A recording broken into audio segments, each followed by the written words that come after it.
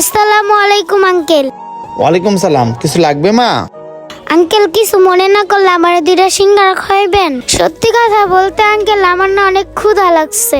কি মা, তুমি সিঙ্গারা খাও? আচ্ছা আমি দিচ্ছি। আঙ্কেল আমার কাছে কিন্তু টাকা নাই, আমাকে ফ্রি খাওয়াতে হবে।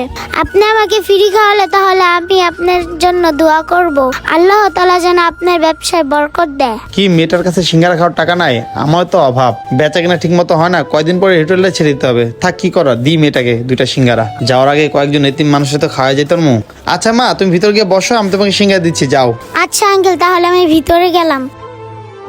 এতটুকু একটা মেয়ে সকাল থেকে বলে না খেয়েছে। আল্লাহ, আঙ্কেলটা অনেক ভালো, আমাকে উনি সিঙ্গারা খাওয়াবে, আমি তার জন্য অনেক দোয়া করব। দুইটা সিঙ্গারা দিই, যদি আরো লাগে পরে আরো দেবো, কারণ ছোট মানুষ তো নষ্ট করতে পারে খাবার। এই নাও মামুনি, সিঙ্গারা দুটা খেয়ে নাও। সংকোচ করো না মামুনি, তুমি সিঙ্গারা দুটা খাও। আর তোমার আর কিছু লাগলে আমাকে বলবো, আমি তোমার জন্য পানি আনতেছি। আচ্ছা। যাক, সকালতে না খেয়েছিলাম, এই আঙ্কেলের কাছে এসে আমার খুব ভালো লাগলো। উনি এক কথায় আমাকে সিঙ্গারা দিল দুইটা। আসলে আঙ্কেলের মনটা না অনেক বড়। যাক, এত কিছু না ভেবে আমি তাড়াতাড়ি সিঙ্গারাগুলো খেয়ে ফেলি। আমার অনেক ক্ষুধা লাগছে, না খেলে পেটটা ব্যথা করবো।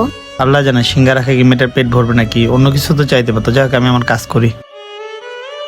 যাক, খাওয়া শেষ, আঙ্কেলের জন্য দোয়া করি। আল্লাহ, আমি একজন গরিব ঘরের মেয়ে, আমার যে আঙ্কেলটা সিঙ্গারা খাওয়াইছে তার ব্যবসায় তুমি বরকত দিও। আরে মেয়েটার খাওয়া শেষ দেখি।